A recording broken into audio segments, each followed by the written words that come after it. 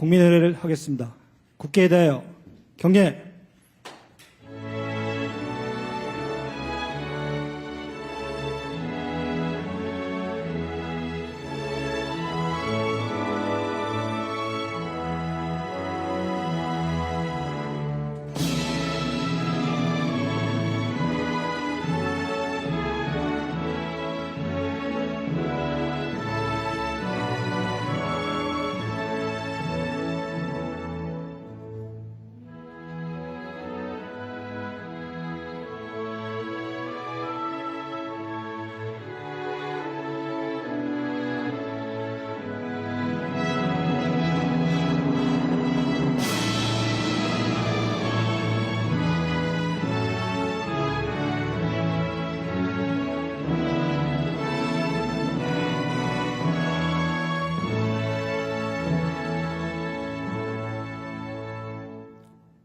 바로 모두 자리에 앉아주시기 바랍니다.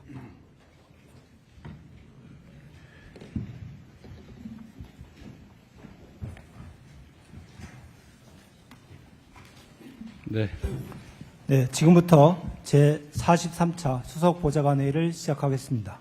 대통령님의 모든 말씀이 있겠습니다. 네, 다 수고하십니다. 부동산은 우리 사회 거의 모든 부분에 지대한 영향을 미치는 대한민국의 핵심 문제입니다. 사회적 자원이 장기간 부동산에 과도하게 집중되면서 양극화와 불평등을 심화시켰습니다. 또 부동산 거품도 더는 방치할 수 없는 수준입니다.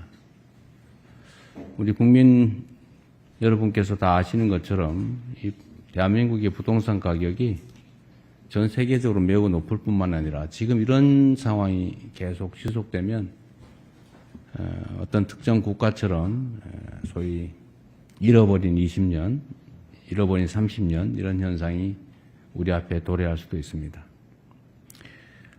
국민의 삶을 위협하는 또 국가의 미래를 위협하는 시한폭탄 같은 부동산 문제 해결에 가용한 수단과 역량을 집중 투입해야 합니다. 사실상 전 국민이 부동산과 직접적인 또는 간접적인 이해관계를 가지고 있는 만큼 시장 상황과 국민의 눈높이를 정교하게 반영하는 노력이 필요합니다. 이를 바탕으로 공급, 또 세제, 금융정책 전반을 치밀하게 다듬어서 시장을 정상화하고 또 주거 안정과 주거 사다리의 체계적인 구축을 우직하게 추진해야 되겠습니다. 특히 파격적이고 속도감 있는 공급, 또 공정하고 합리적인 조세체제, 세밀하고 두터운 금융정책의 유기적인 조합이 무엇보다 필수적입니다. 이 가운데 공급정책이 지금 특히 문제가 되고 있습니다. 우리 국민 여러분께서 아시는 것처럼 22년 그때부터 지금까지 공급 절벽입니다. 인허가도 매우 축소됐고 착공도 매우 많이 줄어들어서 불가피하게 일종의 공급 절벽이 발생했기 때문에 이를 메우기 위한 특단의 노력이 필요합니다. 공급 정책의 경우에는 현실적인 제약 요소도 많습니다. 또 소요 기간도 길어서 더욱 특별한 각오를 가지고 전방위적인 공급 총력전에 나서야 됩니다. 각종 인허가 절차를 최대한 단축하고 또 택지도 기존 규제에 얽매이지 말고 필요하면 법과 제도를 고쳐서라도 파격적으로 확보해서 공급에 나서야 되겠습니다. 아울러 정책 발표 후에도 국민의 의견을 충실히 반영해서 정책의 완성도를 한층 더 높여야 합니다. 정책을 발표하면 이게 최종 정책이고 그것을 바꾸면 무슨 일관성이 없는 것처럼 또는 오락가락 이런 식으로 평가되는 것 때문에 잘 안 바꾸려고 합니다. 그런데 그것은 낡은 과거 방식이죠. 공직자, 공무원들이 100% 완벽한 존재일 수 없습니다. 최선을 다해서 정책 안을 만들 때 그 안을 국민들께 또는 정치권에 제시하고 이런저런 좋은 제안 또는 수정안들이 제시되면 그걸 합리적으로 검토하고 또 투명하게 토론하고 수렴해서 더 나은, 더 완벽한 정책을 만들어 가는 것입니다. 그게 정상적인 정책 결정 과정이죠. 그 과정 자체를 애초에 나온 안이 바뀌었다 또는 합리적인 안을 수용해서 수정했다고 해서 정책의 일관성이 없다고 한다든지 또 오락가락이라든지 이렇게 표현하거나 또는 그렇게 생각하는 것은 안 했으면 좋겠습니다. 이런 걸 가지고 뭐 누더기를 만들었다 뭐 이런 식의 표현들을 하기도 하는데 어쨌든 이런 거에 굳이 너무 구애되지 말고 과감하게 국민들 또 전문가들 또는 야당 또 정치권의 의견을 수렴해 나갔으면 좋겠습니다.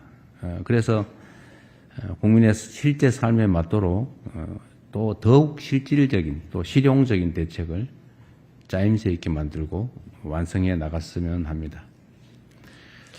그리고 최근에 자꾸 문제되고 있는 결혼 페널티라고 하는, 결혼하니까 오히려 홀몸일 때보다 불이익해지더라.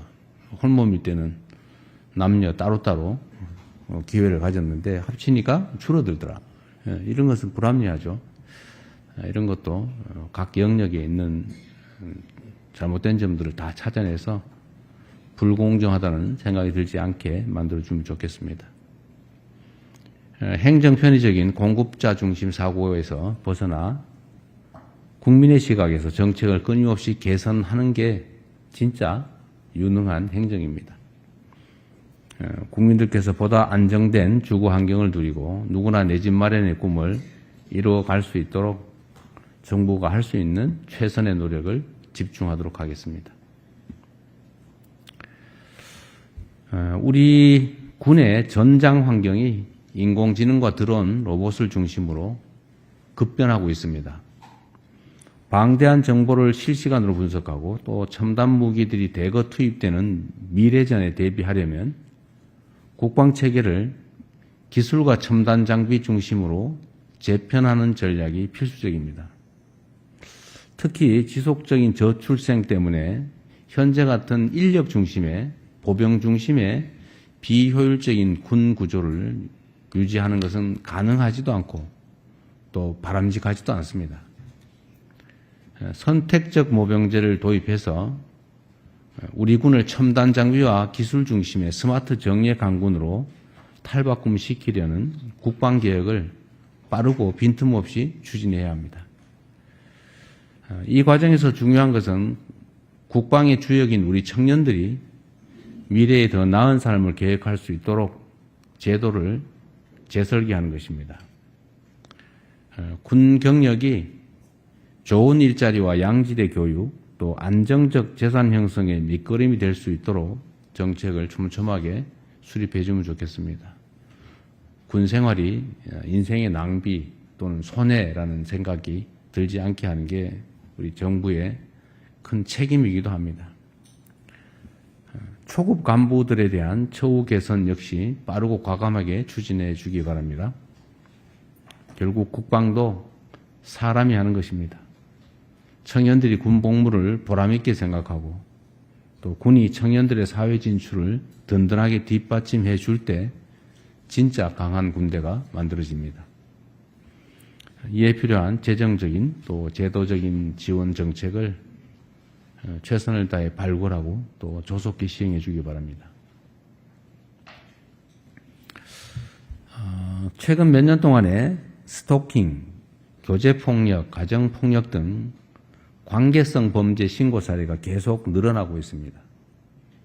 지난해에도 관련 피해 신고가 전년보다 23%나 급증했다고 합니다.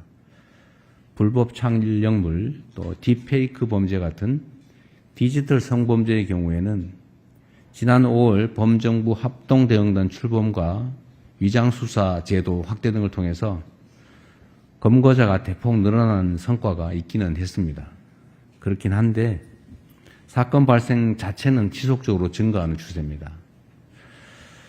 이들 범죄 피해자의 경우에는 대부분 여성과 청소년 등 사회적 약자이기 때문에 피해자 지원 그리고 보호, 피해 회복 조치에 더 각별한 관심을 기울여야 합니다. 특히 이 같은 범죄의 특성상 초동 조치를 신속하고 과감하게 취해야 추가 피해를 막고 또 피해자 권리 회복도 빠르게 이루어질 수 있습니다. 관계기관들은 신고 단계부터 피해자 중심, 피해자 우선이라는 관점에서 필요한 모든 조치를 과하다 싶을 정도로 집행해 주기 바랍니다. 수사권과 기소권 분리 과정에서 여성과 청소년 대상 범죄 대응에 작은 빈틈도 생기지 않도록 관계부처가 제도 보완을 제대로 할 수 있도록 해 주십시오. 그리고 아울러 조만간 발표할 불법 사이트 통합 대응 방안 역시 국민이 안심할 수 있는 수준으로 세밀하게 또 꼼꼼하게 준비해 주시기 바랍니다. 이상입니다.